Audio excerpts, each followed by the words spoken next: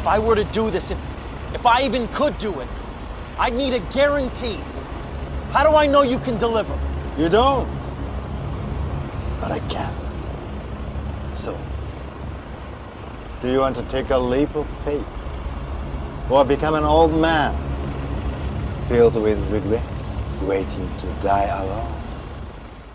Hello again and welcome to another Morty and Glory Warhammer 40k video. In today's episode, we shall be doing another tournament after action report. That's right, it's time for some more dispatches from the front lines. And oh boy, do I have a good one for you guys today.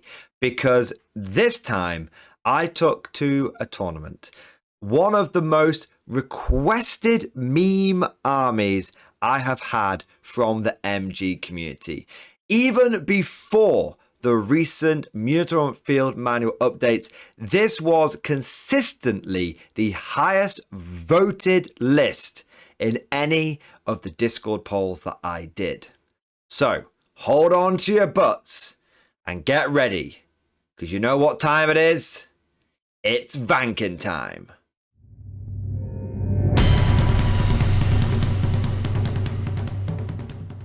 As is tradition, I want to start off with a few thank yous. First up, I want to say a big thank you to Team Stonehammer for organising the event.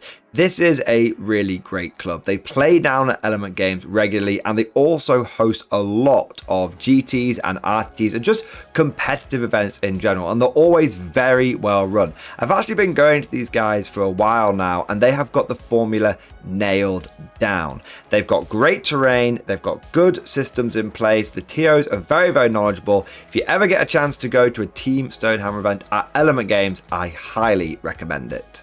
Speaking of which, I want to say a big thank you to Element Games for hosting the tournament. It's a cracking venue. They've got a really good place for just playing games of 40k and other games as well. They run loads of events, and also they have a fully stocked and licensed bar. Nothing like playing a few games of 40k whilst having a few cold beers at the same time. And on top of that, once you've had your beers, you can also go and spend all your money in their very well stocked shop as well. So it's a win-win-win for everyone. Last but certainly not least, I want to say a big thank you to my opponents.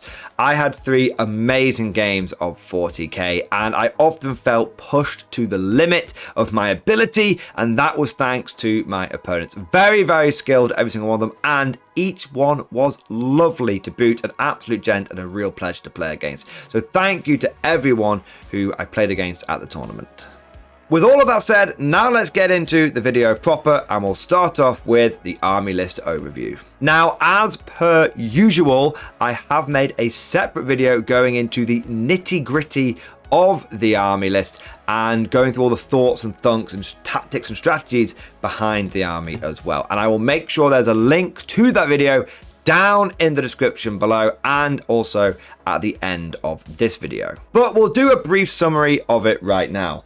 Starting off with the infantry corps, I had 2 units of Catachans, each with 4 flamers, Voxcasters, and I also had Colonel Ironhand Straken leading one of the units. I use Catachans all the time. I think they are one of the best infantry choices out there right now, and that's because they can scout, and Straken is an absolute beast in combat.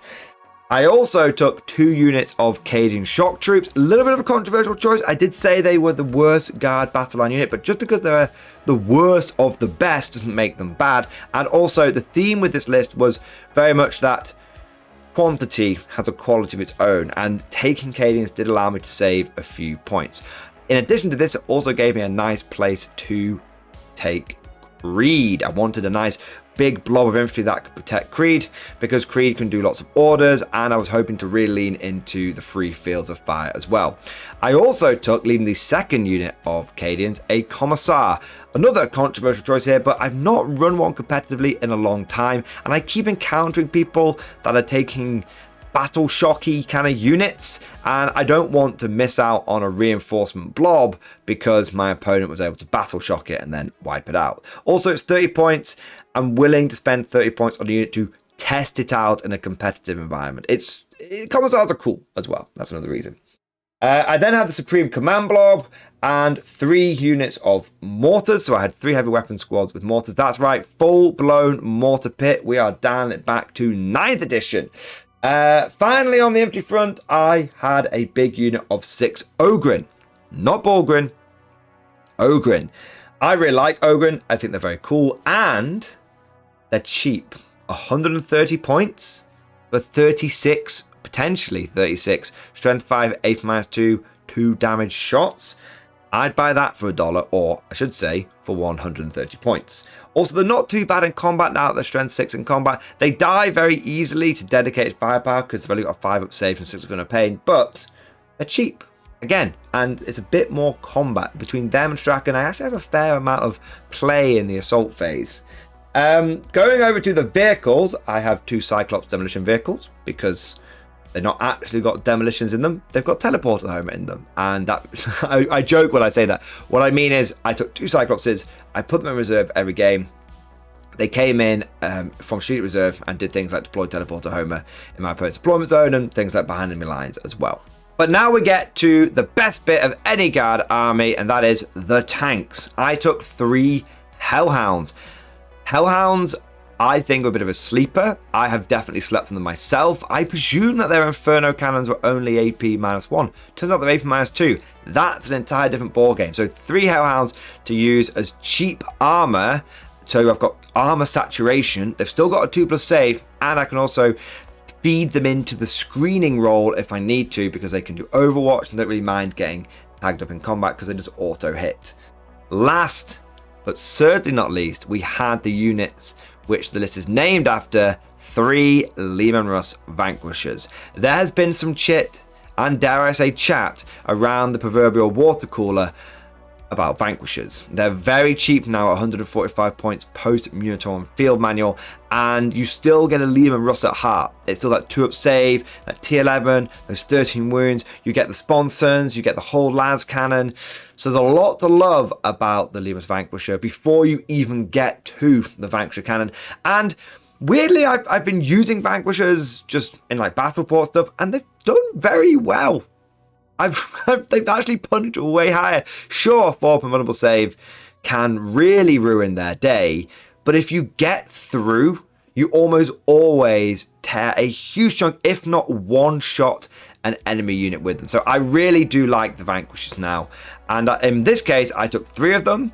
They had the Vanquisher cannons, las cannons in the front, plasma cannons on the sides, and then we had a stubber and a hunter-killer missile on each one as well. Overall, we're looking at 6 tanks, 80 line infantry, 3 sources of indirect fire, a Supreme Command Blob, a big blob of Ogrens, and a couple of cheeky Cyclopses.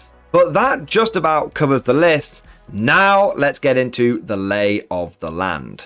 So this is where we talk about how competitive the event was, what kind of players were there, and almost most importantly, what was the terrain like? Overall, I would describe this event as very competitive, if not a bit of a Shark Tank. Firstly, it was only a 1-day 3-round RTT, but there were 60 players there. This was a large-sized RTT.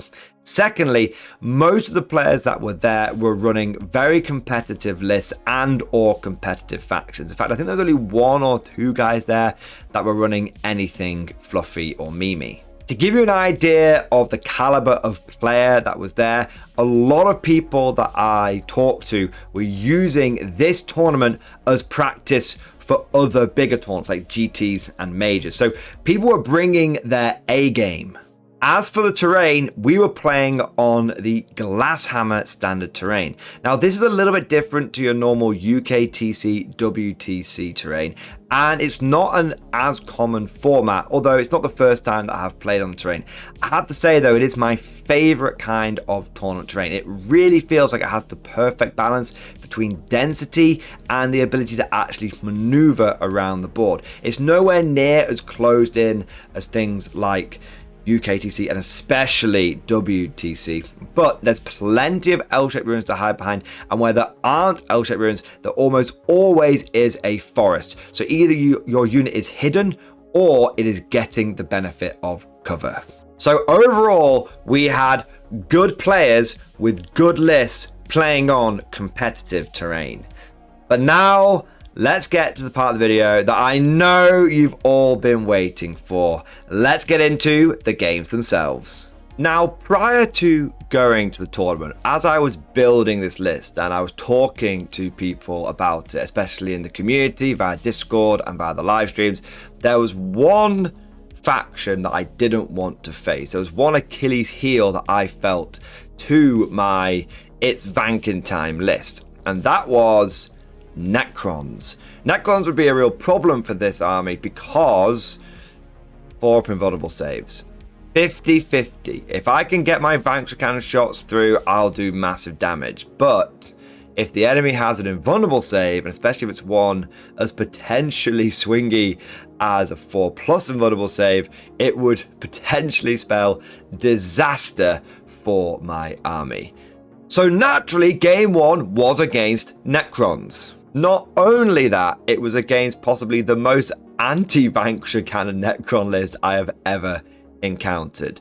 Firstly, there were 2 Transcendent Catan. Of course there were. Transcendent Catan are a fantastic unit even after the points increase. But wait, there's more. There's also a Tesseract Vault, which is basically a monolith with a Transcendent Catan inside it. Brilliant! And wouldn't you know, it's got a 4+ invulnerable save.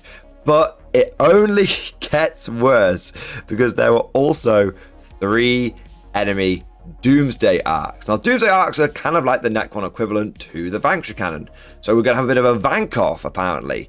But his pseudo-Vanquisher Cannons are going to be a bit of an advantage because each one of those Doomsday Arcs comes with, you guessed it, a 4+ invulnerable save. So all of my opponent's major damage dealing units, all of the things that are going to be going into my face, I'm going to be engaging in direct firefights with, have got a 4+ invulnerable save. This is the one thing we didn't want to happen. As for the rest of the list, we had a couple of the gunslinging Necron characters. Hexmark Destroyers, I believe, is their name. And then we also had a couple of regular destroyers as well, the ones which have got the anti-tank guns, the one big anti-tank shot. And there was also a unit of Tomb Blades and a unit of what I like to call Melter Blades. They're not actually called Melter Blades, but they've got a really difficult to pronounce name like Canoptek Anthracites. They're essentially Tomb Blades which have melter-like weapons, so I call them Melter Blades. So in total we had quite a lot of big units, and my opponent had a few units they wanted to use for like objectives and stuff, but there was very little chaff. My opponent had no warriors and he had no immortals, and so it was really going to be a case of him having more firepower, but I had more bodies. But to really understand the uphill battle I was against, not only was the list pretty much my kryptonite, but the mission was against me as well, because it was Purge the Foe. Now my advantage, as I've just said, is bodies, which means I can swarm primary. But Purge the Foe gives me no advantage in primary. I just have to hold one, my opponent has to hold one, and whoever can hold more gets a few extra bonus points. But there's no real way of me denying my opponent primary points. What I'd want to do in this scenario is push forward onto all the middle board objectives and try and use my intense objective control to just lock my opponent out of those so that I am maximizing primary every single turn, and my opponent, if he's lucky, is getting a handful of points for holding his home objective. But what's actually happening in Purge the Foe is my opponent could just sit on his home objective and just get almost the same amount of points as me. I'll get 8 sometimes because I'll hold one, hold more sometimes, but often I'll just hold one and he'll just hold one, and so it'll be equals on the points. I might be able to get a little bit more on the primary, but it's not the potentially I'm getting 15 points and you're getting 0 to 5 points. It's we're both getting 4 points, and maybe sometimes I'm going to be able to get 8 points as well. As for on top of this, the other part of Purge the Foe is you have to kill stuff. Now I have plenty of firepower on my list, provided my opponent decides to fail those 4 invulnerable saves. So there's no guarantee that I'm going to be able to kill a unit every single turn.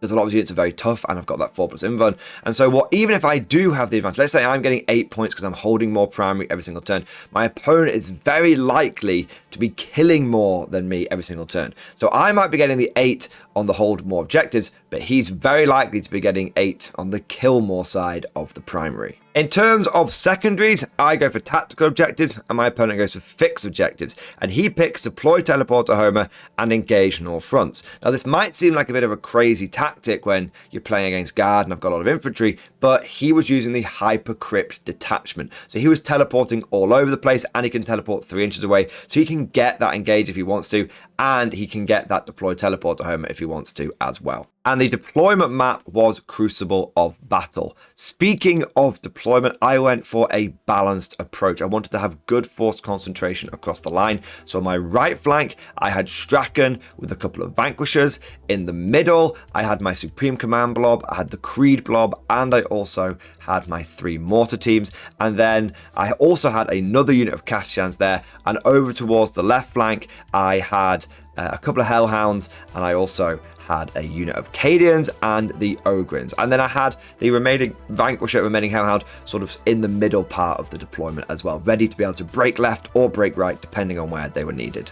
For Dave, my Necron opponent, he went for a slightly more reserved deployment. I went quite on the line, but with trying to take advantage of all the line-side blocking terrain. He infiltrated forward his melter blades so that they were on the right hand objective. This is all from my perspective. And then he also had his tomb blades near the front of his deployment so he could zoom them forward for engage. Everything else pretty much just went behind the ruins in his deployment zone quite far back, and he could get away with doing this because he's hypercrypt cult. So where he started off with deployment is almost irrelevant because he was going to start teleporting all over the place and going where he needed to go early on. We then roll off of first turn, and Dave manages to get it. Of course, I always go second in these games. Now, this is actually not a great thing for Dave because hypercrypt likes to go second because then it can start doing teleporting in round 1. But by going first, it meant that he wasn't going to be able to do all of his shenanigans. As a result, like his deployment, Dave's turn 1 is quite conservative. He essentially moves forward his Tomb Blade to get a cheeky bit of engage, and then he takes one of his Transcendent Catan and he advances it so that it can go into the middle of the board to do Teleport to Homer there. He actually could have gone for Teleport to Homer in my deployment zone because I had left a little gap in the top left. But I'm not going to lie, that gap was a little bit of a trap. It was a little kill pocket. It's a little tactic I've developed against Hypercrypt Cult where you leave them gaps to drop stuff into with that 3-inch potential teleport they can do, or even just with the regular teleport. But if they go there, you've got multiple units that can just gank whatever goes in there. And I had a couple of kill pockets. One was in the top left and one was actually in the bottom right at the back of my deployment zone. And anything that was going in there was going to get lit up by 20 to 40 guardsmen. And then there's Hellhounds on standby, there's Vanquished on standby. So I was kind of hoping that Dave would drop into that kill pocket. But he saw the trap and went, you know what? I'm going to instead deploy my teleport Homer in the middle of the board. Now that is going to cost him a couple of victory points, which stay tuned because that does become relevant later on. Coming over to Imperial Guard turn 1, and my opening moves are much more aggressive.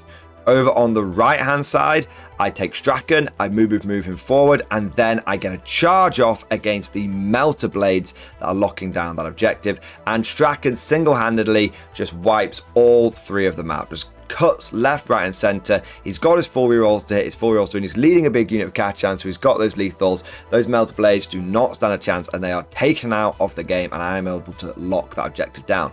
The only issue on that right flank is Straken gets quite a long charge, so he has to go as far forward as possible, base to base where he can. And so he does, unfortunately, charge through the wall because he could have fought from the other side of the wall. He charges through the wall and does expose himself on the other side. This is going to be a bit of a problem because obviously now the Necrons will have an easy time of targeting him turn 2. But hey, we locked the objective down and we denied it to the Necrons. Over on the left-hand flank, I essentially do the same thing, but with the Cadian blob that is led by the Commissar. But, of course, one unit of Cadians with the Commissar isn't going to be able to take out a unit of Tomb Blades on their own. So firstly, I shell the ever-living crap out of them with all 3 mortar teams, and I bring them down to 1 Tomb Blade on 1 wound. I then charge the Cadians in, and the Commissar with his power sword, with a flourish, actually does really well on the hits, even though he's -1 to hit all the time because of Tomb Blade. He actually gets all 3 hits with the power sword, and he manages to get all 3 wounds. He just goes absolutely berserk, and he cuts the Tomb Blade down without even missing a step. As for the middle, I have a unit of Catachans there, and between their pre-game scout move and now their regular move, they have got into a comfortable position where they're not on the middle objective, but they're behind a ruin, so that is near the middle objective, so that next turn they can jump out and counterattack anything that might move on there. It just gives me a nice solid block of objective control to threaten that middle objective that my opponent is going for with things like his Transcendent Catan, and where a lot of his other units are moving towards as well. Now, I had actually got Investigate Signals as one of my secondary objectives, and I was able to achieve this by doing a Hellhound into the top left flank and a Vanquisher into the bottom right flank. But this did leave these units a little bit exposed. But I thought, you know what, even if I lose both of those, it's always worth losing units if you can guarantee yourself victory points, because points are what win the game at the end of the day. As my other secondary objective, I had Overwhelming Force, which I handily achieved thanks to Straken and the Commissar clearing those 2 objectives. We then go into Necron turn 2, and with me being quite aggressive with multiple units exposed now, the Necrons decide to bring their full firepower to bear.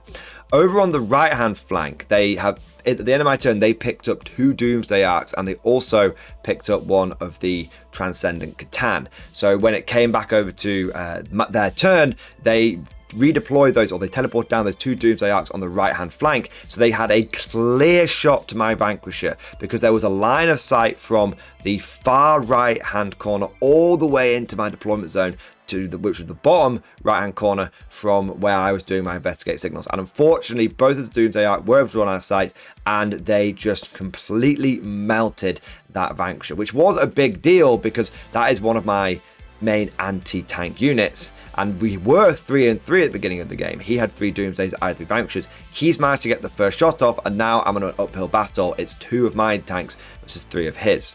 As for his other teleporter, he took 1 of his Transcendent Catan and he teleported it down in my deployment zone into one of the kill pockets. But he wasn't just. But now that would normally be suicide. That normally that unit would definitely be in trouble. But he then pushed the front of my lines with the other Transcendent Catan, sending that up towards the left flank. So now I've got 2 Transcendent Catan that if I don't deal with both of them in 1 turn, which is a very, very tall order, they're very, very durable units, then they're going to be running rampant along my front and back lines. But to add to this tale of woe, Straken's unit got completely wiped out. They had pushed too hard, they'd pushed too aggressively. Tesseract Vault was able to draw a line of sight to them, and it's got all sorts of crazy flamers, and it just completely wiped Straken's unit out. But I did use 2 CP for reinforcements, so at least Straken's boys were coming back, but Straken himself had been taken out. Turn 2 for his Imperial Guard, and we've been hit hard, but we need to hit back even harder. Firstly, I draw my secondary objectives, and I get deploy teleporter home and extend battle lines. Now, I can do both of those pretty much instantaneously. I've got a unit of Catachans that are in the middle, ready to do the teleporter homer, and I've also got the Commissar's blob, who is already on that objective in the top left. So those are already in the bank, which is great because it means I can just concentrate on the task at hand, which is killing both of those Transcendent Catan. Now, it's a really, really big ask, but I do have all of what remains of my army. I've lost 1 tank and 1 blob of Catachans, but everything else is able to bring its firepower to bear. Now, the Transcendent Catan that had gone into my deployment zone was actually facing off against all of my mortars, and it was facing off against my Cadian Creed blob, and it was facing off against the Lord Solar blob. None of those units moved whatsoever. They were all in range. Most of it was in rapid fire range as well for the Transcendent Catan. So I thought, you know what, let's just unleash all of this crap and see if we can grind it down. Because a 4+ vulnerable save is great, and halving damage is great, and having a 5 on paid is great, But when you're just getting hit by so much damage one and it's all got lethal hits, there's a real chance that I can just grind you down. And that's exactly what I did. I went in with Creed's mob, and was actually able to take about 4 wounds off the Transcendent Catan through just overwhelming levels of firepower. Because I put on Creed's unit take aim and first rank fire, second rank fire, so I had just loads and loads of last shots. Lord Solar Blob went next. Was also able to take off a couple of wounds, so about half of the wounds for the Catan are gone at this point. And then I fire all of the mortars into the Transcendent Catan, and I get quite good on the number of shots, and I get quite good on the number of lethals, and I'm able to bring it down to about 2 wounds left, at which point I just pour a Hellhound onto this thing. And because the Hellhound is strength 6 with its main gun, which is a huge difference, it means it's wounding on 5s. The Hellhound was able to finish off the first Transcendent Catan, and so the backfield is secure, and Kill Pocket Alpha has done its job. But we're not quite out of the woods yet. We have a second Catan that we need to work on. I start off by using the Commissar's Blob, but their firepower is significantly reduced because they had to move to see the Catan, and all of them were in rapid fire range as well. So I only end up managing to chip off a wound or 2 using the Commissar's unit. We then go for the Ogrins. They had been hiding behind one of the ruins, and they jump out and they unleash a point-blank barrage into the Catan. And what was cool is I'd actually been able to put take aim on them because I didn't have one of my Vanquishers anymore. The Lord Solar had essentially had like a spare order, and he'd used that on the Ogrins, and they did phenomenal work. The Ogrins just went in 36 shots with loads and loads of hits. I rolled phenomenally well. I needed 6s to wound. I rolled really well on 6 to wound, and the Ogrins actually managed to take off 4 or 5 wounds from the Catan, which was very, very unexpected. It then came down to the last 2 units. I had a Hellhound that went in, but unfortunately the Hellhound didn't do anything. The Catan just passed all of its saves. It then came down to my last 2 units, which were 2 Vanquishers. Now, these things are not designed for dealing with Catan, and it started off really badly. First Vanquisher cannon goes in, gets the hit, gets the wound, passes the 4th invulnerable save. Las cannon goes in, gets the hit, gets the wound, passes the 4th invulnerable save. Plasma cannons, hunter killers, heavy stubbers, everything goes in, and against the first Vanquisher, the Catan completely tanked everything, and I was like, oh god. Oh dear, this is why I was so worried about 4+ invulnerable saves. But it turns out that the first Vanquisher was just overwhelming the shields, was just overwhelming the crazy energy, the technology beyond humanity's ken, and was just lining up the second Vanquisher to do some work. The second Vanquisher, we start off with all of the little bits first. We start off with the Stubber, which manages to amazingly chip a wound off. This Vanquisher hadn't had to move, so that did help.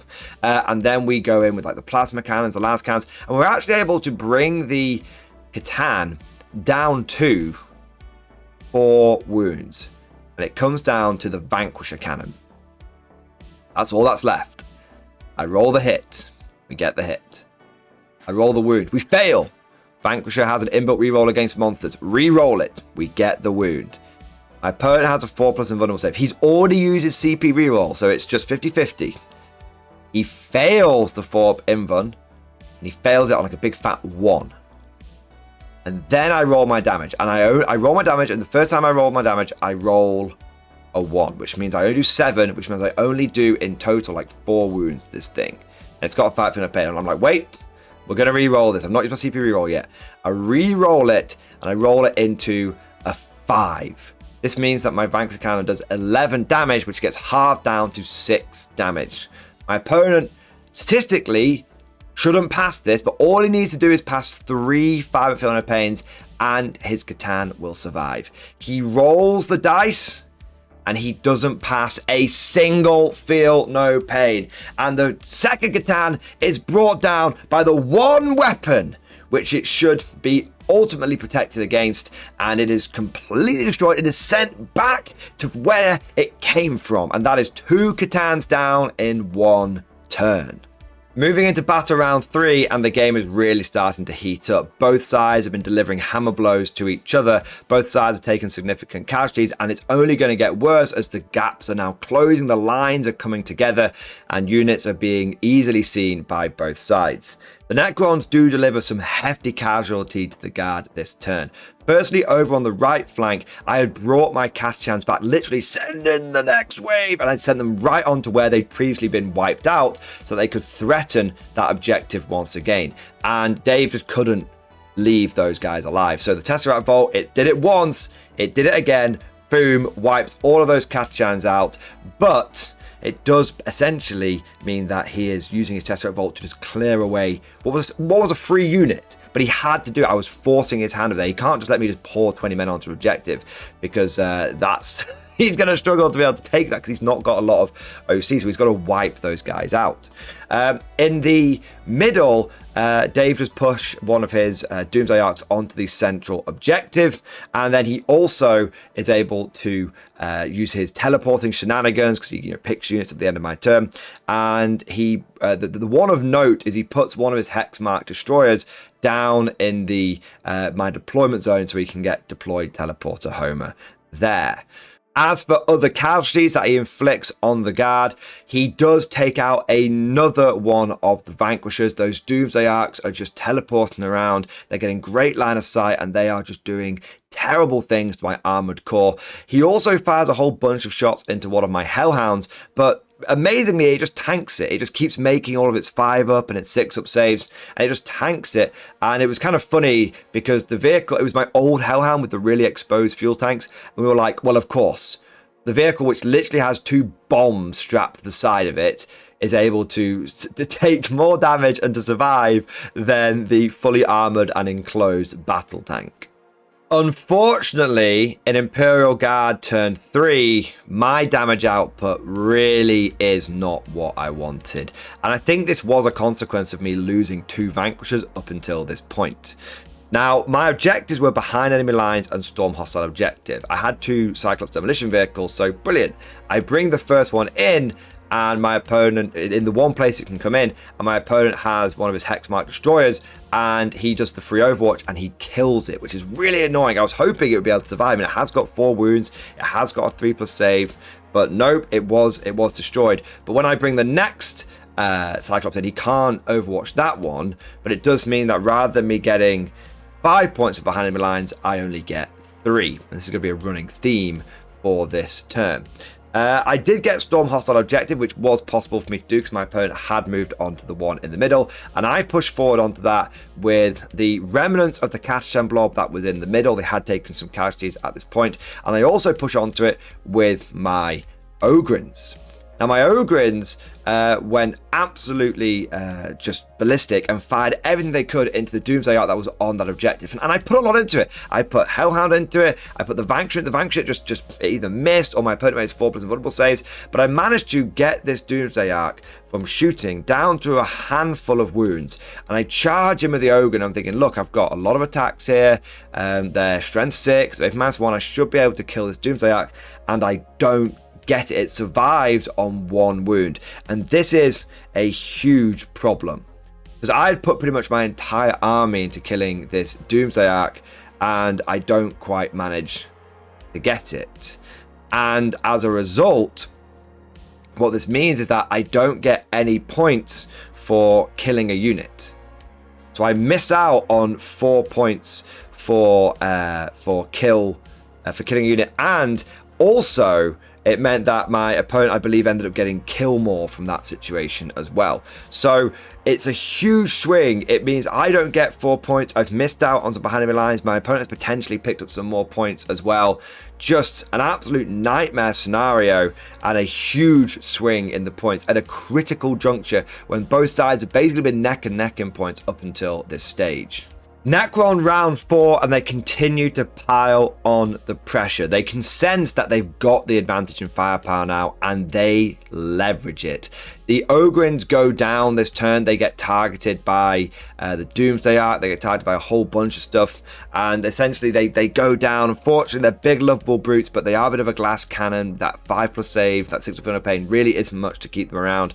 So the Ogrins go down. And a lot of my sort of remnant units that were in the middle of the board also end up being taken out. I don't believe I lose the last Vanquisher at this stage, but I do end up losing one of the Hellhounds this time, the very badly injured one, and my Commissar blob also ends up taking some pretty hefty damage as well, because my opponent had picked up a couple of his Doomsday Arks and then he brought them back down behind the Commissar blob. I hadn't been able to screen them out and they start unleashing firepower into me. So it gets into my turn 4 and I've got a couple of Hellhounds left over. I've got my Cadian blob, I've got my mortars, I've got my Lord Solar.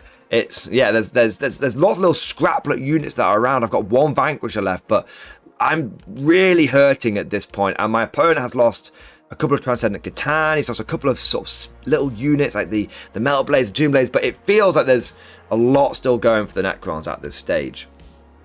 But fortunately, in my turn 4, the dice do pick up a little bit.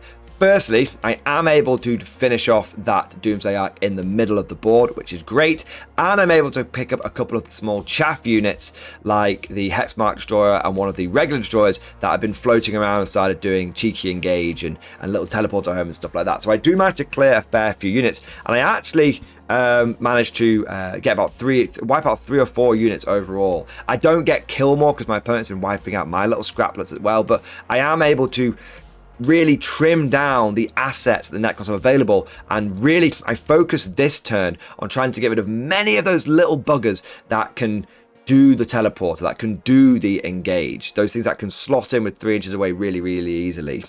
And I am able to do that on my turn 4. And what's also really good is I get 2 easy secondaries. I get Area Denial, which by killing the Doomsday Ark, I'm able to do.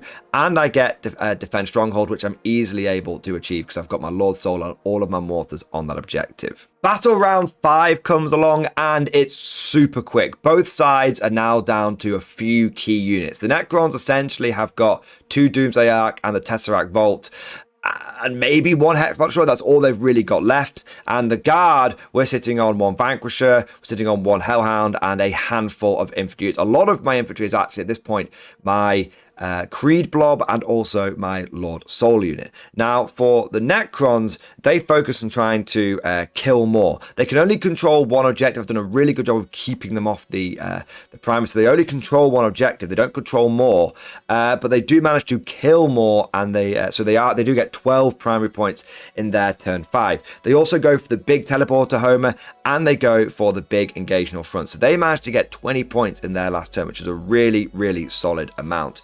But then it comes over to the Guard. And I don't really have to kill all that much. I just have to wipe out like this 1 like regular destroyer that's teleported into my backfield for deployed teleporter homer. So I kill that, which gets me 4 points for kill more. I then want to control more because I've gone second. I get to control more at the end. And so what I do is I actually I push forward with all my mortar teams, because they can control objectives. And so I push forward the first mortar team, my opponent actually overwatches and kills them. I then push forward with the second mortar team, move and advance, and I get onto the middle objective. And also I had managed to sticky the top left objective because my Cages, my Commissar had been on there for like ages before they'd been wiped out. So I have got that objective, which gives me control more objectives, which is brilliant. But just to make sure that I do control more objectives, I also take my Lord Solar and I go aggressive with him. I go move, I push forward, and I go, and what I do is I get over the halfway point, because one of my objectives is engage in all fronts, and I get over the halfway point by a solid 3 inches, because I get a really big advance. I get a 1 on the advance, then I re-roll, I get a 6 on the advance, and this allows me to push forward with my Lord Solar, get over the halfway point, and get me engaged in all fronts with one of my last objectives, as well as I secure 2 objectives in no man's land, which means that I get secure no man's land, and that means that in the final turn, I got defend stronghold last turn. I also got engaged in all fronts. I also had secure no man's land, which gives me 20 between all 3 of those secondaries, and the fact that I held more and the fact that I killed something, gives me 23 3 points in the sort of end of round 4, end of round 5. And this was a big surge. This was the big surge that I needed. And as a result, we get to the end of the game.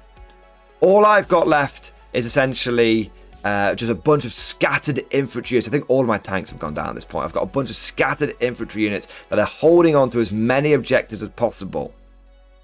But and all the Necrons have got left is literally 2 Doomsday Arcs and Tesla. That's all they've got left. Both sides have battered each other into submission. And the final score is 93 points to the Necrons. A phenomenal score. What should be a game-winning score. But it's not quite. Because the Imperial Guard, the Emperor's true finest, managed to get, with that final big push, 94 victory points. We squeaked it by just 1 victory point. Ah! You couldn't have a closer game. It was a ton of fun, and it was so close. And it did end up coming down to my infantry, which I was really happy about. My opponent definitely won the firefight, but my bodies, my infantry, the infantry corps, every day in the corps is like a day on the farm. That is what managed to pip me that extra point. But what's insane, if you remember, if you go back to that turn 1 when I said my opponent didn't go for big engage turn 1 because he didn't want to get he didn't want to lose like a Catan early on. My opponent gave up those 2 victory points there, and if he had gone for the big engage, he would have scored 2 victory points more, and he would end up winning the game by 1 point instead. So it just goes to show, the moral of the story is, if there's a chance to get more points, always take more points. I think that's one thing that I did more than my opponent in this. My opponent played a very, very good game. You don't get 93 points by playing badly, okay? But I think the difference between myself and my opponent was I was willing to lose entire units. I was willing to lose entire platoons, entire tank companies, if it meant that I could score an extra victory point here and there. Whereas my opponent, he had less assets, he had less attritional capability, so he was less willing to throw away one of his assets just to get a few more points. So in this case, I feel like the Guard won because we were willing to absorb more casualties than the Necrons. But game 1 is all wrapped up. We've faced the Necrons now. We've had an incredibly tough matchup. We won out against the odds. Hopefully, we can now play against another faction which isn't quite as anti-Vanquisher cannon. So in game 2, I get paired into Necrons again. Honestly, you should have seen my face when the pairings went up. I could not believe it.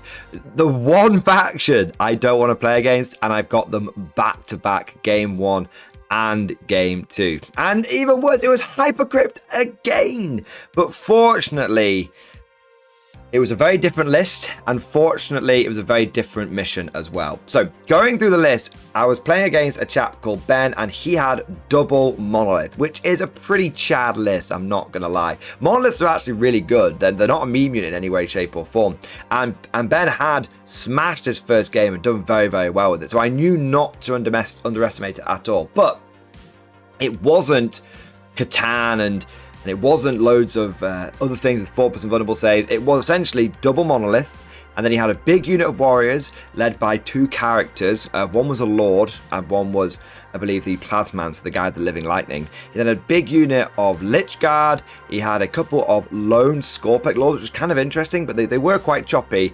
And then he had 3 units of Death Marks for doing secondaries, a unit of flayed ones, and he also had a big unit of scarabs as well. Now, the cool trick that this list can do is it can deep strike down the monoliths using the Hypercrypt. It can pick them up and redeploy them, and then the Necron warriors can come out of the monolith. So it doesn't just hit you with the one punch, it's like a 1-2. The monolith goes down, the warriors come out, and it's intended to clear an entire objective, and then they can pick both things up again and go where else they're needed. Essentially, this roving monolith can go around dumping out warriors and just delivering horrendous levels of damage wherever it goes. Because these warriors had like full rerolls to hit on the turn that they emerged.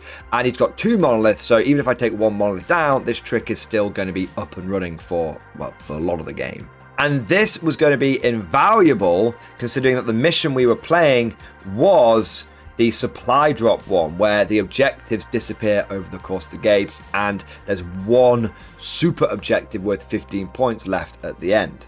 Now, so we were playing supply drop with supply lines, so we could get bonus CP from holding our home objective, although that doesn't really apply to me because I've got the Lord Solar, but it's good for the Necrons. And then we were doing all of this on Dawn of War deployment. Speaking of, I ended up deploying in a similar fashion to last game, where I had these 3 distinctive platoons that were going on. So over on the right hand side, I had a unit of Cadians led by the Commissar, and then I had a Vanquisher, and I also had a Hellhound, and I had the Ogrins. In the middle, I had another Hellhound and another one of the Vanquishers, and I also had my Lord Solar with one of the Mortar teams. And then over on the left, I had Straken, I had Creed, I had 2 Mortar teams, and I had a Hellhound, and I had the other Vanquisher. So I had a lot of my units well spread out across the map, but I had all 3 of my Vanquishers. They could see down this central firing lane, because that's where one of the objectives was, and I wanted to be able to cover it with as much firepower. So at any point, I could basically cover an objective with 2 Vanquishers, because on the right hand side, I could cover it with the middle Vanquisher, and the right hand Vanquisher in the middle, I could cover it with all 3. And over the left hand side, I could cover objective with the left hand Vanquisher and the middle Vanquisher as well. Likewise, I also had my Hellhounds in positions where they could respond, so I could dump 2 onto objective if I needed to. And I also made sure that my infantry were relatively well spread out, because it's supply drop and you don't know which objectives are going to disappear before you've deployed. So you have to deploy and spread out, because you need to be able to essentially move on to each objective where you want. The Necrons didn't necessarily have the same problem. They basically put everything they could behind the main central ruin, although they couldn't hide both monoliths. And this actually meant that if I got turn 1, there was a chance I would be able to put all 3 Vanquishers into one of the monoliths. I mean, I never get first turn, but I lined up just in case it could happen.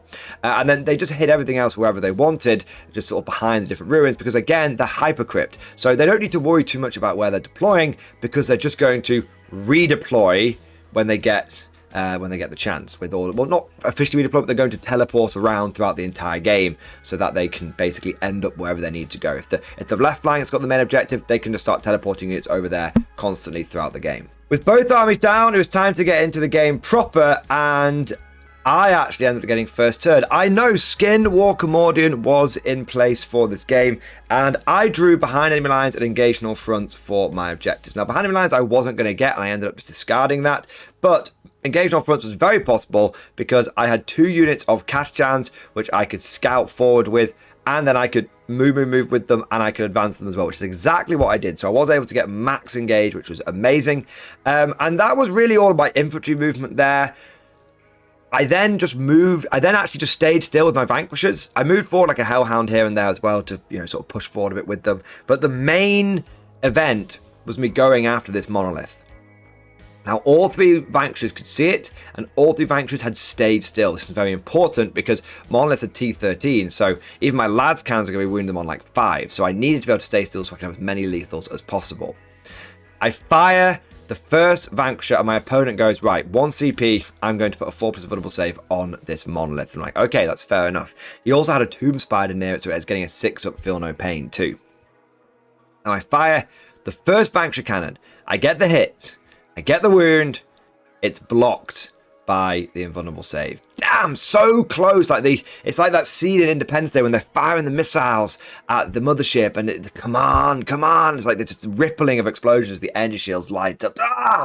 Didn't quite get it through. If that Vanquisher got through, it would have been a really big deal. I then fire my last cannon, which I actually get a lethal hit with, and my opponent fails the save, and I roll the damage, and I do manage to get a decent amount of damage through. I think I do about 3 or 4 wounds to this thing, so not too bad. Just sort of chip a lot of wounds off. The plasma cannons go through, and the stubber goes, and we end up taking about 6 wounds off the monolith with the first Vanquisher. Not too bad, but this thing's got like 22 wounds, so we still got a long way to go. We then fire the next Vanquisher cannon.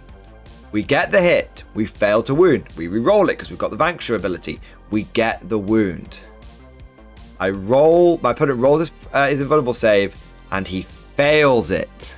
I roll my damage, and I'm able to get a huge amount of damage. So I end up getting about 9 damage through on this, 9 or 10 damage to this thing, but my opponent's feel no pains go off the chain, and he stops like half of the damage. So from what should have been like a 10 wound like shot, I only get about 5 wounds through from the Vanquisher. I'm able to then get the las cannon through. The second Vanquisher does a lot of work, and I get the las cannon through, the plasma cannon start doing good work, and I bring this monolith down to about 10 wounds by the time that the second Vanquisher has finished. It gets the third Vanquisher. I fire the plasma cannons first.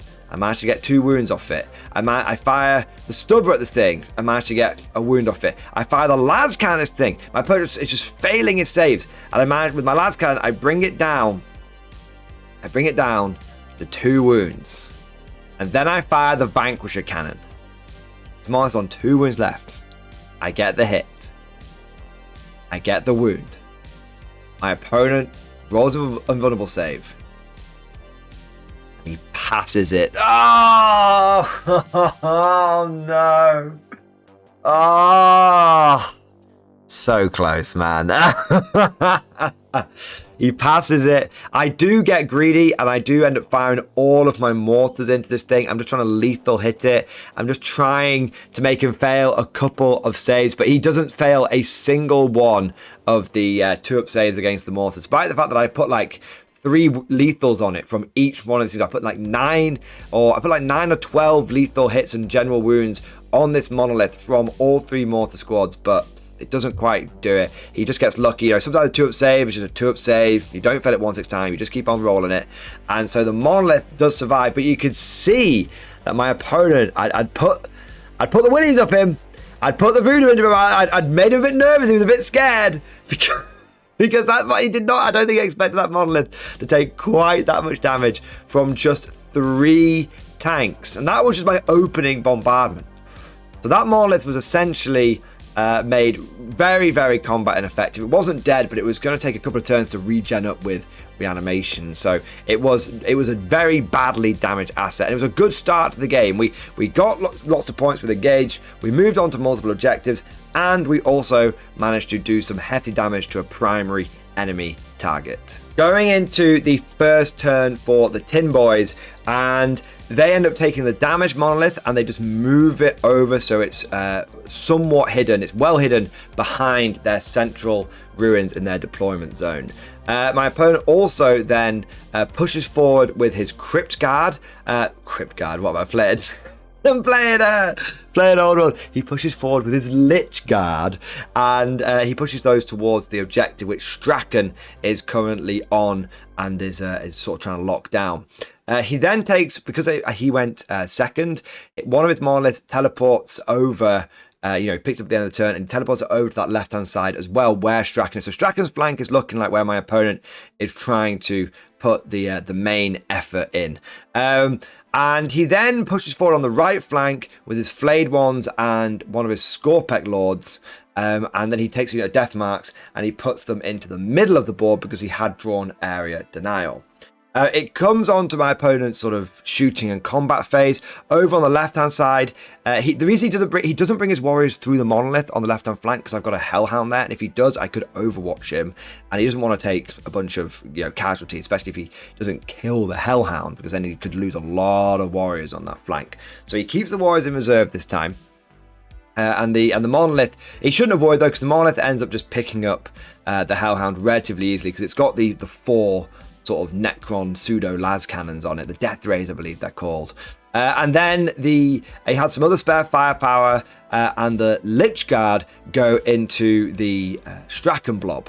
And they don't actually wipe out. My opponent doesn't roll that great, and Lich Guard, they're not being led by a character or anything like that. So the Lich Guard end up wiping the Straken blob down to about 7 people with Straken. Straken actually hits back, and he ends up getting 5 wounds through on the Lich Guard. He rolls really, really well, and my opponent passes every single one of his 4 saves. So Straken was denied. Damn those shields, damn those hyperphase swords. So he does manage to avoid some casualties from Straken.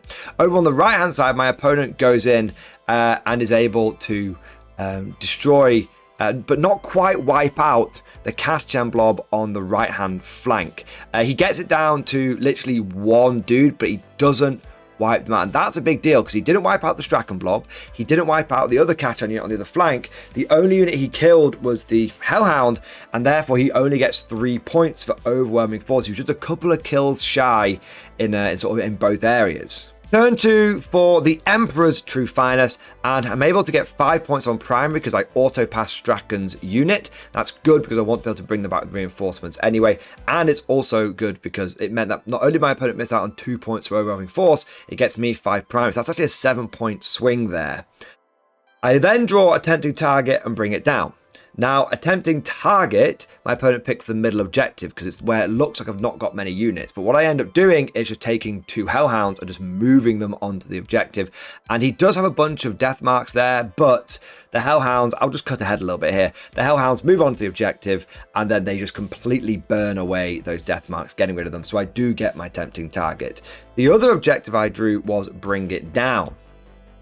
Now, I didn't think I had the firepower to get the fresh monolith that was on the left-hand flank, because I could only bring 2 Vanquishers to bear over there, and it had taken all 3 for me to almost kill the one in the first turn. But here's the thing, my opponent had underestimated how far a Leman Russ can move. I think he was under the assumption, like it was back in sort of 9th edition, where Russes could only really move sort of 5 inches if they wanted to shoot with any meaningful impact. But this isn't 9th edition, this isn't 8th edition, this is 10th edition. And so I took my Leman Russ, my Vanquisher, and I gave it take aim, and I just moved it 10 inches straight forward. I was really aggressive with it.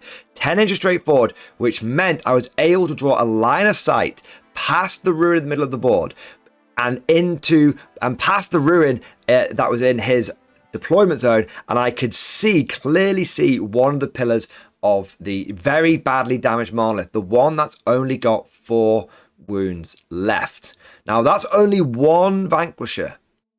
My opponent has a CP to do the 4 pinfun, so it could go either way. So it's going to be close, but I do manage to line that up. Also on that right hand flank, I am pretty aggressive with the rest of my movement. I take the Commissar unit and I push them onto the objective. I move them onto the objective. They can just get on with a 9-inch move. And then I take the Ogrins and I move them up behind as well. The rest of my movement is actually somewhat lackluster. I'm somewhat conservative. I don't want to push out on the left-hand flank because I don't just want to take Creed's blob and just throw them in front of a bunch of Lich Guard and also a Monolith, where I know there's probably going to be some warriors that are going to emerge from as well. So we then get to the shooting phase, and I do manage to take out most of the Lich Guard. I had my mortars that went into them, and I actually had one of my Vanquishers, and it turns out those Lich Guard had used all of the power in their shields for defending against Straken, because my Vanquisher went in there, and between the getting maximum shots on its plasma with the blast, and then also the Vanquisher cannon and the Lasgun at the heavy stubber, I'm able to reduce those Lich Guard down to about 1.5 between the Vanquisher, and then also I had all of the mortars. So they're pretty combat effective. They're not wiped out. I wish I had wiped them out. If Straken had managed to get a couple of kills through, he probably would have done. But I do make them very combat effective. Even if they get the maximum reanimation, they're only going to go back up to a 3-man unit, which is something I can handle that the next turn.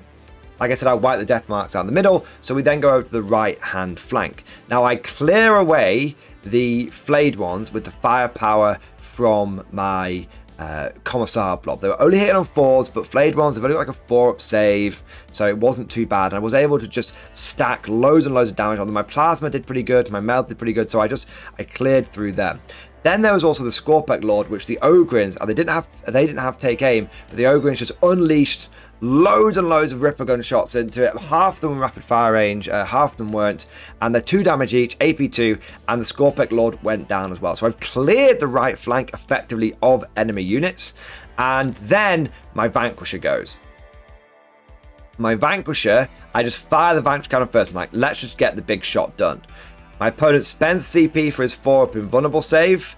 I fire the Vanquisher, and I missed. I'm like, well, I'm not having that. I re-roll it. I hit, and then I get the miss on the wound, but I re-roll it with the Vanquisher ability, and I get the wound. My opponent rolls a save and he fails. I roll the damage and I get the big 6 doing 12 damage to this thing, and my opponent doesn't make anywhere near enough 6 to feel no pains, and scratch 1 flat top. The first monolith goes down. That was one of my secondaries for bring it down, and I got 6 points for finishing off the injured monolith.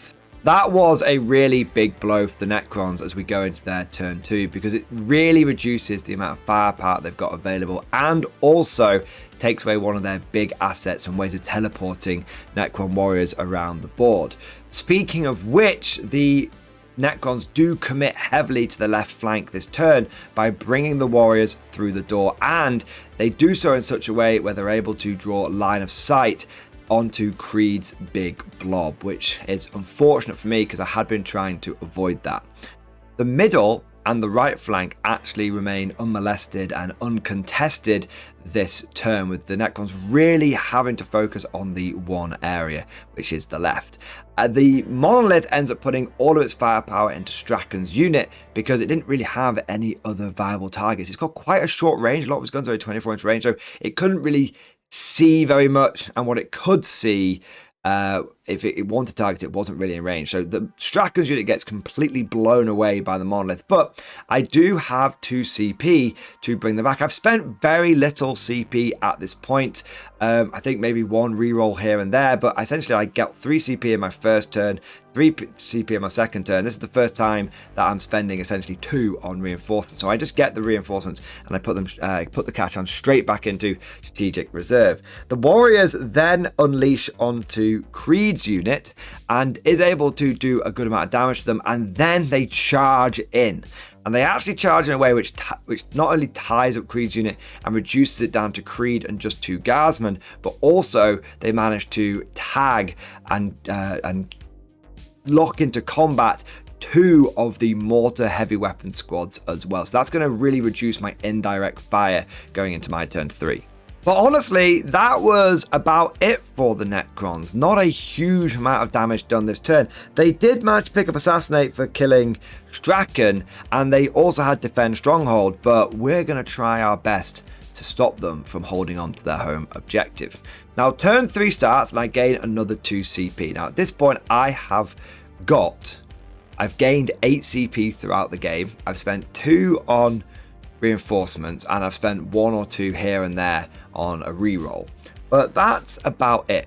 Now, in the command phase, my Cadian unit that was over on the right hand side, the one that had been mauled in turn 1 by the flayed ones, the one that had 1 guy left over, fails the battle shock test, and he's in range of my Commissar. So I go, okay, well, I'm going to execute that guy, which destroys the unit, but the unit is then considered to have passed battle shock, so I'll spend 2 CP on reinforcements in my command phase and get those guys back. And that is totally okay. We got the TO over to double check it, and the TO went, yep, that works. You destroy the unit, but the unit is then considered to have passed battle shock, so then you are able to use reinforcements on it. So there we go. I killed my own unit and got them back with reinforcements. And what's furthermore is because they died in my command phase, they go straight back into strategic reserve, and they can come back in the reinforced step of this movement phase. So it's like I lose 1 guy and I get 20 back in the same turn. It was amazing. But wait, there's more. I then pass battle shock on Creed's unit, but they are surrounded. The unit is surrounded by the Necrons, so they have to, when they fall back, pass a desperate escape attempt. And I've got 3 people in the unit. I roll my dice and I roll 2 1s and 2s. So naturally, Creed survives, but the 2 guardsmen that were with her die. Well, this is a different phase. We're in the movement phase now. So that unit is destroyed. That unit wasn't battle shocked. So I spend 2 CP and I get reinforcements. Yeah, baby. So by the end of my turn 1 movement phase, I don't have 20 Cadians left in reserve from my opponent's last turn. I have 60 infantry in reserve, and I bring back pretty much every casualty that I've taken this game, apart from that one Hellhound and Straken. Oh, the look on my opponent's face, he couldn't believe it.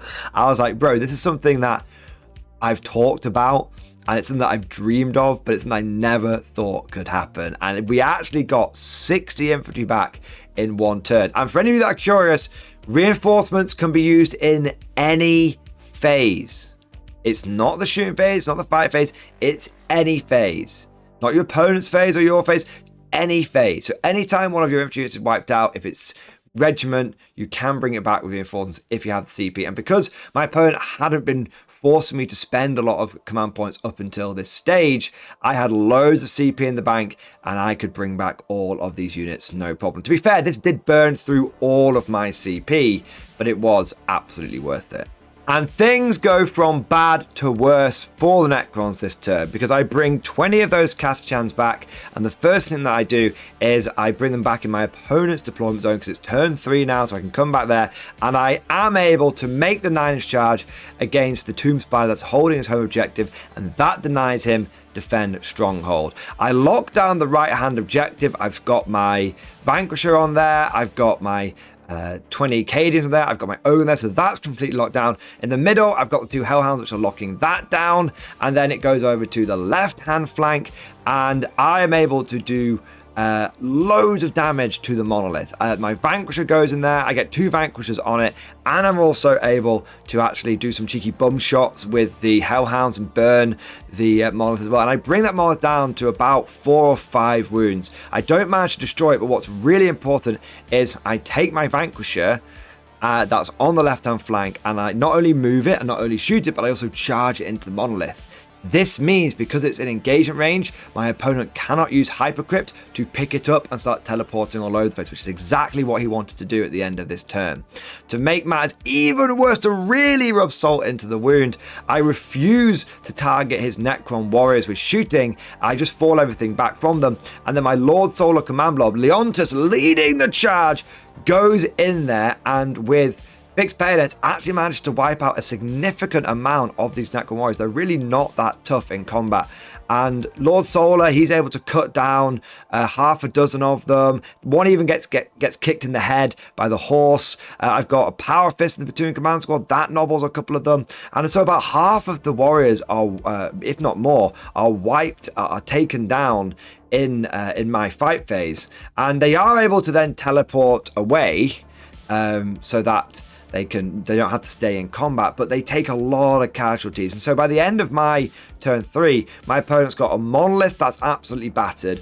You have Necron warriors that are below half strength. He's lost a unit of death marks as well, and his home objective is being contested. And all he's really got left is that injured monolith and those warriors. That's all that's really left of the Necron force, and it's all tied up on that flank. It can't go anywhere. And with so few models and so few units left going into their turn 3, unfortunately the writing is on the wall for the Necrons this game. They give it a good go in their 3rd turn, and they are able to do some half decent damage, but they're being completely pinned in, completely controlled, completely corralled and locked down and bogged down on that left hand flank. We're negating their ability for Hypercrypt to be jumping all over the place, and keeping them on the left flank is exactly where I want them to be, because that's the objective that disappears first, and the one on the right flank is one that's worth the most points. And so we are skipping through the last few turns, but the Necrons by the end of turn 4 have literally next to nothing left. In the guard turn 4, the remaining warriors go down, the monolith goes down, easy peasy, and by the end of the game, the only units the Necrons have left is literally the Tomb Spider, which is sat on their home objective. That's it. Everything else has been taken out, and the guard have been able to dominate on the primary. We've got whole platoons sat on the middle objective before that disappears, and also on the right hand objective. And the Necron score ends up being a little bit of a smashing because it's 83 points to the Guard to only 36 points to the Necrons. They only got 5 primary the entire game, and that was because we just bogged them down, and where they tried to concentrate the forces, we just mobbed them with so much stuff that they could never teleport around. They were constantly in engagement range. And my opponent said at the end of the game, the thing that completely threw him off, the thing that completely took him by surprise, was me charging the Vanquisher into the Monolith. He said he never saw that coming. He's never seen a Guard player do that before. And that just goes to show, guys, you don't think of your units one-dimensionally. Like, if I charge a unit of infantry into that Monolith, it probably won't lock it down because it can, like, hoover infantry up. But if you charge a tank in, you can tie down these Necron units. And this is something that I do a lot against Wraiths as well. People go on about Wraiths being a really powerful unit, and they are, but Wraiths struggle to kill a single Chimera, so you can actually screw them with cheap tanks. And that's exactly what my Vanquisher did. My opponent did okay on his secondaries, getting 21 points, but overall, it was a little bit of a smashing. But I have to say, I really enjoyed this game because it was nice to face something a little bit different. I've not faced monoliths before. I do have a great respect for them. They're very tough, and they've got a lot of firepower. The problem, I think, with them is that if you go double monolith, you don't have a lot else in your list. And so if you lose one of those monoliths and you start losing a few key units, the amount of capability, the amount of redundancy in the list is it's not really there. It's quite low, and that's what I did in 2 of these games. My Necron opponents definitely had the quality, but they didn't have the quantity to win in these battles of attrition against the Guard. So with game 2 down and another victory in the bag and another victory against the dreaded Necrons, I was actually quite looking forward to round 3 because I thought, I can finally play a game against something that isn't Necrons. And even if it's going to be a big game, it doesn't matter. I've got 2 wins in the bag. Whatever happens round 3 doesn't really matter. I'll be able to finish with that coveted positive win-loss ratio. So naturally, going into game 3, I was paired into Necrons. Oh my god, jeez. By the Emperor, give me strength. The one army I didn't want to face, and I literally faced it every single round. Out of the 60 players that were there, like 8 of them were Necrons. Like, I had like a 10% chance of being paired into them. That's not how maths work, but you guys get the point. Every single round I placed Necrons. Ugh. Years of academy training wasted. Ugh. How many times do I have to teach you this lesson, old man? The time of the Necron is over. The time of the man is here. And all I can say is, go to sleep. Go back to sleep. Oh. Well, at this point, I was a jaded veteran of the Necron front. And I actually, in a funny sort of way, I did quite like facing Necrons 3 games in a row, just because it meant that there was a bit of an ongoing story, a bit of a narrative to the tournament where clearly some Necron Tomb World had awakened on the planet that we were fighting on, and it was the job of the Guard to put down this Xenos threat once and for all. And this was the last time. They advanced upon us twice, and twice we have thrown them back. Can we hold the line one more time? Can we earn our spot at the Emperor's table? Can we take the Tin Boys on 3 times in a row and emerge victorious? Well, you know what? Challenge accepted. And I went into game 3, both very frustrated that I was only playing Necrons, but also determined and resolved to make the Emperor proud. Now, the good news was that I wasn't facing Hypercrypt for a 3rd time in a row. We were done with the jumpy bastards. The bad news is I was facing Canoptic Court, which is widely considered to be the equal to Hypercrypt, a very, very good attachment which does a lot of damage output. Now, my opponent had in their list the Nightbringer, they had the Shard of the Void Dragon, they had a Doomstalker, they had a big unit of Scorpec Destroyers led by a Scorpec Lord, and then they had 4 of the heavy destroyers with the one was like a squad of 2, and there were 2 individual ones in there as well. Also of note is they had a unit of Death Marks, and they also had a big unit of Wraiths, max size, joined by the character that lets them infiltrate forward as well. So a lot of spicy meatballs in this list. That Wraith combo is one that I know a lot of competitive players will be familiar with, and it's a very powerful combination of units. That infiltrating with the durability is really strong. For the mission, we played priority targets. The twist was chilling rain, so nothing too exciting. And the deployment was search and destroy, the table quarters deployment map. Speaking of deployment, I had my Lord Solar command blob and all the mortars in the center. I actually put the Vanquishers towards the center as well. They were in a position so they could break left or break right depending on where they were needed. On the right hand flank, in terms of infantry, I had one unit of Catachans, not with Straken, and then I also had Creed's unit there as well. And then over on the left hand side, I had the other unit of Catachans and Straken, and I had the Cadians led by the Commissar, and I had the Ogrins. For the Necrons, they put the Scorpex and a couple of heavy destroyers on the right hand flank. They had the Doomstalker and the Nightbringer in the center, and then they had the Shard of the Void Dragon and the other two destroyers over on the left hand flank, and they infiltrated forward the Wraiths so that they were right on the edge of my left hand flank. That's facing off against the Commissar and Straken and the Ogrins. We roll off for turn 1 and Skinwalker Mordian is in effect because I am able to get the first turn. Now for my objectives, I draw Overwhelming Force and Attempting Target. Overwhelming Force is not a good one. The only way I could get that is by going for the Doomstalker on my opponent's home objective, and he is just going to spend the CP to make it lone operative because it's a canoptic creature. So that doesn't happen. I bin that off at the end of my turn. Attempting Target is easy to do because I have fast movers available. My opponent does pick the objective on the far right hand objective, and I just zoom a Hellhound over there, move and advance it on, boom, Attempted Target in the bank. Hellhound's a little exposed over there, but in terms of long range anti-tank, the only thing that's really going to threaten it is going to be maybe a heavy destroyer or two. For the rest of my movement, I do have to say I am quite aggressive.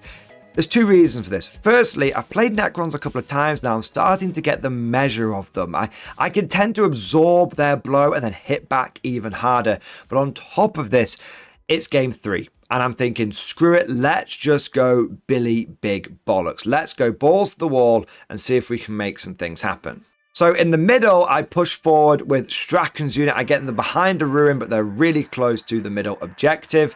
And then over on the left-hand side, I push forward with the Commissar's unit as far down that left flank as I can, really getting into the face of those Wraiths, kind of tempting them to come and try and eat that Commissar blob, because if they do, it will draw them left, which will draw them somewhat out of position.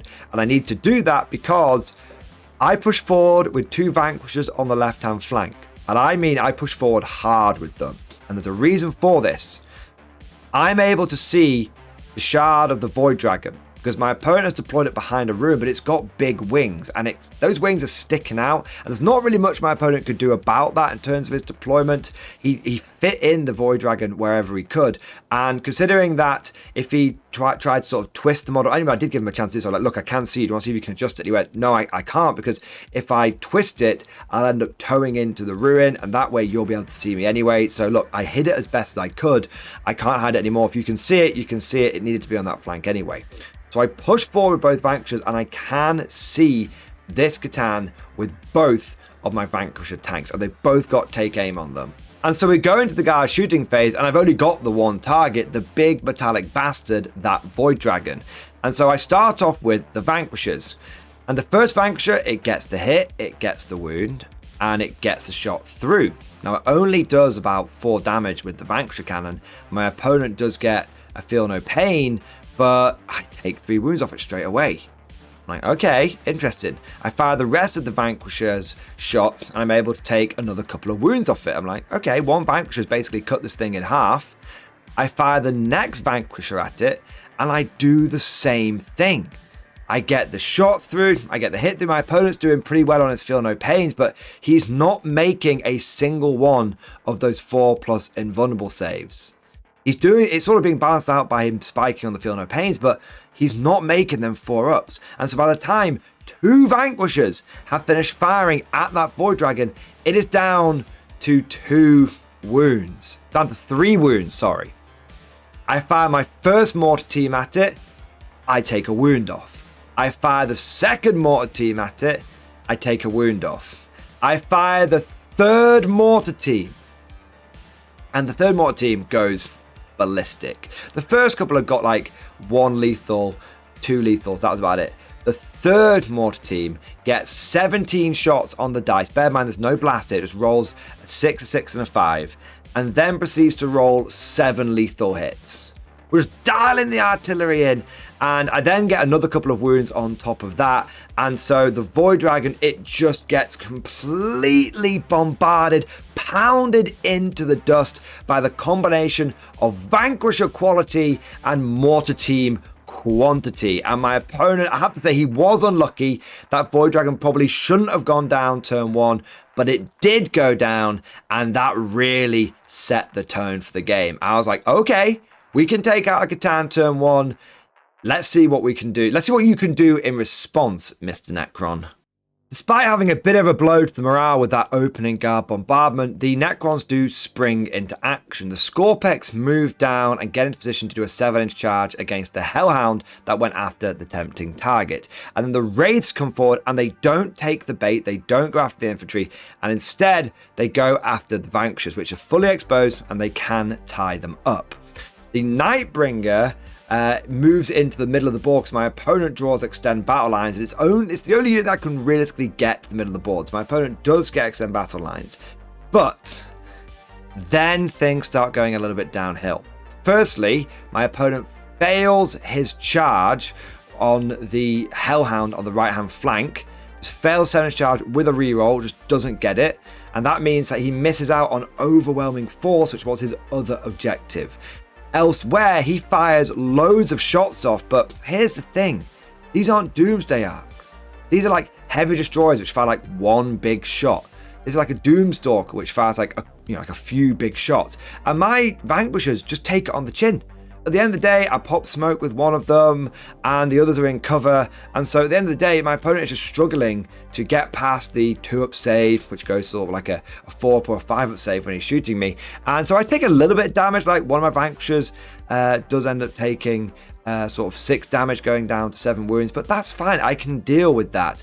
And then the Wraiths go in against the Vanquishers, and my opponent thought that he was tying me up. My opponent thought that he would go in there and he would butcher both those Vanquishers.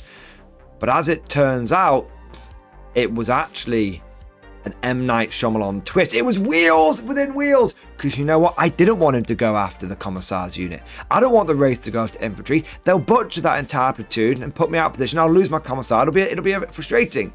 But when he goes into the tanks, we've been here before. I know Wraiths can't deal with the Chimera. So they're not going to be able to deal with 2 Leman Russes. And so these Wraiths make the charge into the Russes and completely bounce. I think maybe a couple of wounds go through. That's about it. And so my opponent is sort of looking down at the end of turn 2, and he's like, I've not got my Scorpex in, and my Wraiths, he's quickly having to reevaluate what he thinks is going to come out of that fight now. And then it goes over to guard turn 2.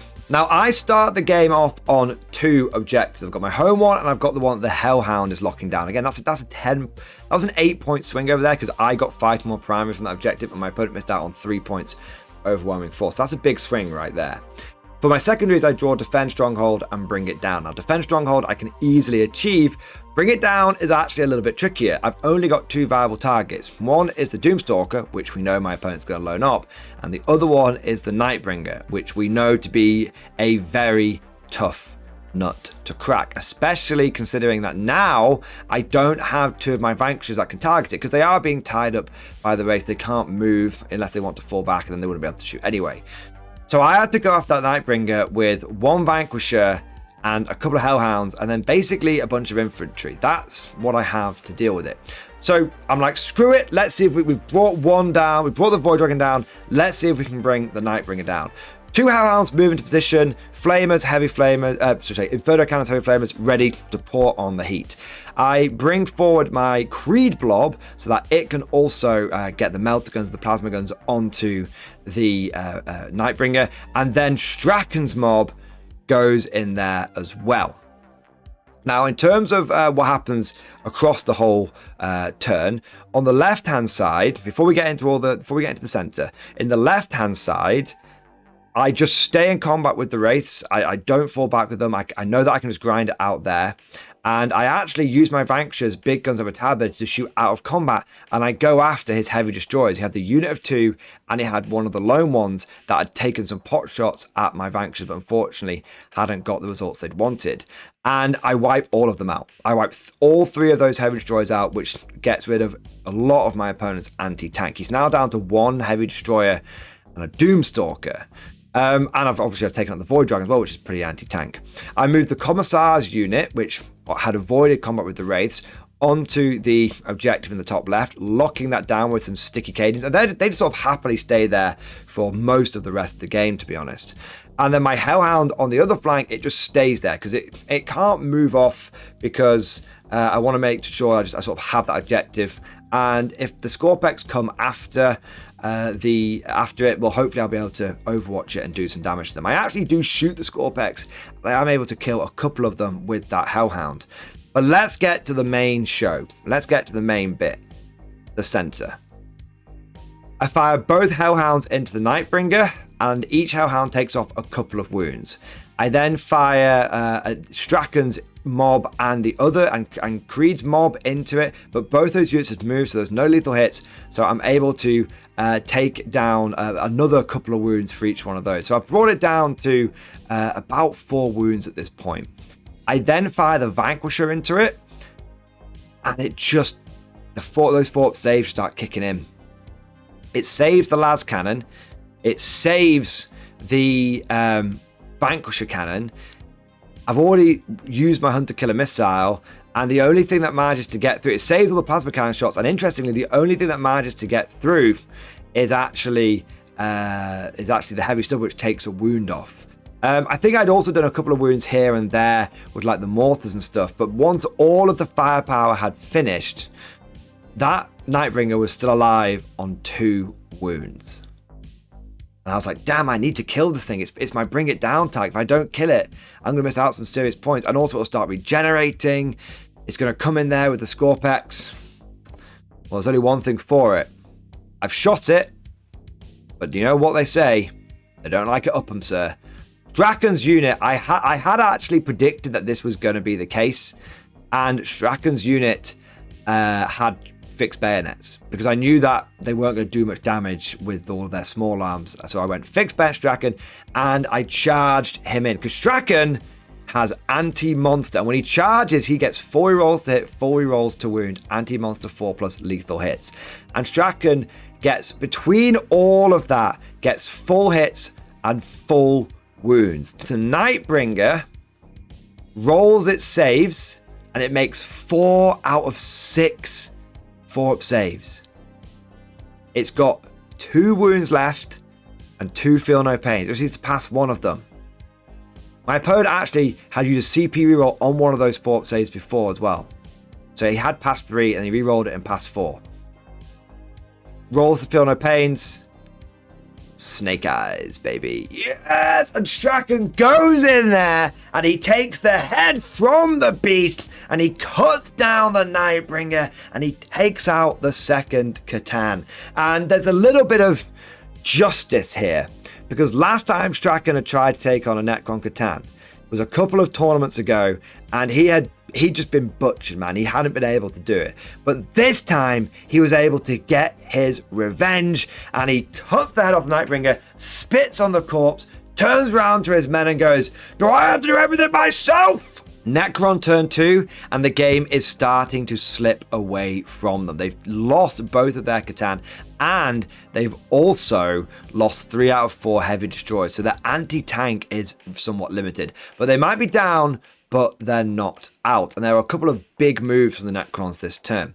Firstly, they get Illuminor Zeraz into the middle of the board, and he is able to deploy teleport to Homer. Secondly, they unleash with one of their unit. They've got one unit of Tesla Immortals, and they unleash into Straken's mob, basically wiping them out apart from Straken and a handful of survivors. And then the Scorpex, led by the Scorpec Lord, decide that they're going to make up for their failed charge last time, and they make a really long bomb double charge this time and actually wipe out 2 Hellhounds. So these Necrons still had a lot of punch left in them, and they're able to wipe out 2 of my vehicles and basically combat an effective one of my infantry blobs while still being able to secure some secondary points for themselves. With the loss of those 2 Hellhounds and a lot of my infantry units starting to feel a bit thinned out, my turn 3 clapback isn't as powerful as I would like, although we do manage to get some good work done. I get rid of Illuminor Zares. Straken actually finishes him off in combat, so he's taken out the Nightbringer and then he's taken out Illuminor Zares, so I'm pretty happy with that. And the Necron Immortals are actually wiped out by the Commissar's unit, who comes through the wall and unleashes a point-blank volley. Plasma, Melter, I give them take aim from the command squad, and they also get fire support from the mortars, and we basically get rid of the mortals. The Plasmans are still around, but he doesn't really do much for the rest of the game, to be honest. We're also able to get the Ogrins into combat with the Wraiths, and the Ogrins and the Wraiths and the Leman Russes basically get locked into a dance of death for the rest of the game, where the Ogrins sort of batter down a couple of Wraiths a turn for one Wraith to get back up, and then the Wraiths slowly work on the Russes, and they end up killing one of the Russes. I know I'm skipping ahead a little bit, but literally this combat goes on for my turn 3 combat, turn 4, turn 5, lasts the whole time. By the end of it, the Wraiths are destroyed and the Ogrins are basically wiped out, and the only thing that's left standing is one of the Leman Russes. But like I said, that is getting a little bit ahead of it, and by the end of my turn 3, all I'd really had to show for it was some Ogrins in combat, a wiped out unit of Immortals, and a dead Illuminor Zares. The Necrons decide to press home their advantage because they can see that they've got a chance for another big blow here, and the Scorpex, which have been regenerating and regrowing and reanimating, essentially come in full strength, and they go into Straken's unit, they go into a Hellhound, and they go into another unit of infantry, the second unit of Cadians that are in the center, and they also charge in the Plasmancer. Now my opponent charges Plasmancer in to the center, and he's trying to clear out this whole center, because if he can clear that out, it will actually mean he's cleared me from the right hand objective and he's cleared me from the center objective. And my opponent goes with his Plasmancer first, does all of the attacks, and then I go, okay, I'm going to interrupt now. And so I interrupt with Straken, and Straken is able, because one of the Scorpex is a little bit injured, Straken is able to actually cut down 2 of the Scorpec destroyers, and that made such a difference because it cut out about a third of the combat attacks that were coming from that unit. And as a result, rather than going in there, and remember, these guys had cleared 2 full strength Hellhounds last time, rather than going in there and clearing out potentially all of it, all they end up doing is maul the Catachan unit and do a couple of wounds to the Hellhound, and that's about it. And so what should have been this big push, this potentially game-swinging push from the Necrons, ends up kind of fizzling out and not getting the results that they wanted. And frankly, that was the last hurrah of the Necrons. By missing out on that, not only had they not cleared the guard from the center, but they'd missed out on their tempting target, and they'd failed to storm hostile objective. And they now had, rather than them clearing me out of the objective, what they've done is they've taken their last major asset, put it in the middle of the board, and essentially exposed it. I fell back with the relevant units, and then I just poured all the firepower I could. Full Cadian blob in there, Hellhound in there, and a Vanquisher in there, and I completely clear out the middle of the board, and I also start pushing forward past the midway point as well, getting into the back lines of the Necrons. And by the end of turn 4, my Necron opponent said, shall we just talk out the remaining turns, man? There's not much I can do here. So he draws his cards. He gets Defend Stronghold. He gets Air Denial and Defend Stronghold. He definitely can't do Air Denial. I'm swarming it. And I even deny him to Defend Stronghold because in my turn 5, I move a unit of infantry. It was the shattered remnants of the Catachans that have been charged by the Scorpex. They move onto his home objective. and he doesn't get any more points. In fact, by the end of turn 4, turn 5, the only thing that my Necron opponent has left on the board is 1 Doomstalker on his home objective. And the only reason that thing is still alive is because he keeps spending the CP to make it lone operative. And all of the like I said, the raids get wiped out by the end of turn 5 in combat. I've sticky the left-hand objective. I've got units on the middle objective, and the right-hand objective, no one is controlling that thing. And so we get to the end of turn 5, and once again, the Guard have absorbed the body blows from the Necrons. Once again, they have out-attritioned the Necrons. Quantity has beaten quality, and we get to the end of the game, and it is 95 victory points to his Imperial Guard, and it is a very respectable 53 points to the Necrons. And so once the dust had settled and all of the games were completed, we had managed to go undefeated 3-0 at the tournament. And 3 times the Necrons had been vanquished, and they were forced to return to their long sleep in their tomb world. And an Imperial force, an Imperial planet, battered and bruised, was able to raise the flag of the Aquila, the flag of the Emperor, over a victorious world. And our final ranking in the tournament was 4th out of about 60 players. So I'm pretty happy with that result, not gonna lie. The only reason I didn't get onto the podium, in case I was wondering, is because the other players, they just got more battle points. So there were a few players that literally got like 100 points in every single game, essentially. Now, I have to say, this was one of the crazier taunts that I've been to. I've never faced the same faction 3 times in a row, let alone have that faction be the absolute kryptonite of my army. But in the end, it turned out that Vanquishers weren't so bad into Necrons after all. The 50-50, the 4+, it giveth, it taketh away, and sometimes my opponent made it and sometimes it didn't. And every single time they failed the 4+ save, the Vanquishers really did punish them. Speaking of Vanquishers, I have fallen in love with this tank variant now. I can definitely see Triple Vanquisher being my go-to Leman Russ fleet when I'm building a competitive list now. 3 Vanquishers and 3 Hellhounds just paired up really nicely together. The Vanquishers had the punch and they had plenty of volume as well, and then the Hellhounds were just cheap. They were very durable because they had 2+ save, and they just had the volume. Yeah, sometimes I'd roll like a 1 or 2 on the Inferno cannon, but often I would roll 6, 7, 8, 9 shots, and the Strength 6 combined with the AP2 was really, really nice. Definitely got a newfound respect for the Hellhound, and definitely enjoying running the Vanquishers. If I was to have one final thought, one main takeaway from this tournament, and I've mentioned this a little bit throughout the video, it definitely feels like the Guard are the master of attrition warfare right now. 3 times we faced into very elite armies, and 3 times the fact that we had redundancy built into our lists and the opponents didn't, I think that was the key factor in victory. My opponents had all of the damage output, my opponents had all of the durability, but they had no meat.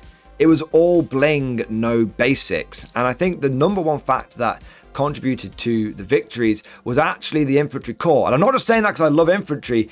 It was the fact that my infantry were able to pile on loads of wounds against things like Catan. The fact that I always had more objective control in every single game, I think made a big difference. And if I was to have sort of one takeaway about Necrons, I think that they feel a little bit like Eldar right now, as in they're very elite, they're very powerful, and individually their units are very good, but often you take out a couple of key units and it feels like you're cutting their legs out from underneath them. So they're a very powerful army at the moment, but those points increases have forced them, I think, to lose a bit of mass, and that is more impactful than I think people are currently realizing. Well, at least that's my opinion. But of course, all of this is just like my opinion, man. Let me know what you think down in the comment section below. Did you enjoy It's Vanking Time? Would you like to see me run it again? Maybe take it to a GT next? Or have you got any other ideas for meme lists you would like to see? If you did enjoy this video, don't forget to smash that like button and also subscribe to never miss an episode. Would you like to know more? If so, then please consider becoming a channel member or patron.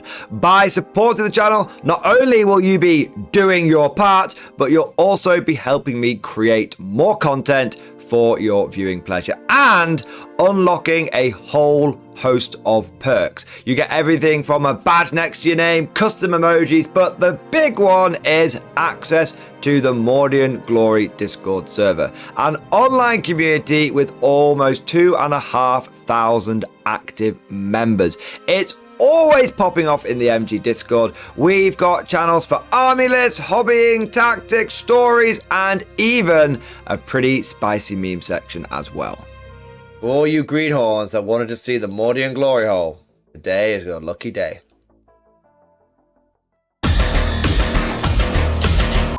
And joking aside, I do want to say a massive thank you to all of the current channel members and patrons.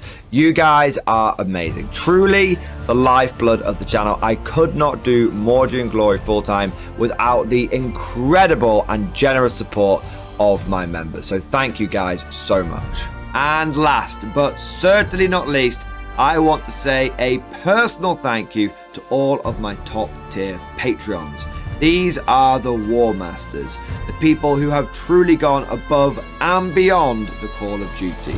So a heartfelt thank you to Alex Dengal, Bonbon Vert, Mad Larkin, Marcus Roberts, Mark Panconi, RJ Scorpion, Swordfish Trombone, Try Again Bragg, John Stubbs, Nick Wolf, Diesel Fox, and August Varney. Seriously guys, thank you from the bottom of my heart. Your support is incredible and it makes a huge difference. Thank you so much. That's all for now. Hope you've all enjoyed today's video, and of course, as always, see you guys next time.